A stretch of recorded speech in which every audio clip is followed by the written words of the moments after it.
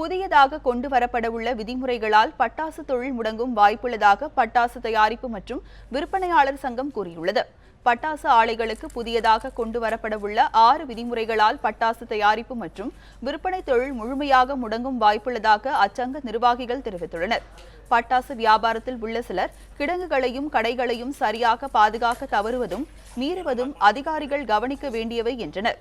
புதிதாக கொண்டுவரவுள்ள திட்டங்கள் மூலம் அனைத்து தொழிற்சாலைகளும் கடைகளும் இயங்குவதற்கு தகுதியற்றது ஆகிவிடும் சூழல் நிலவுவதாகவும் வேதனை தெரிவித்தனர்.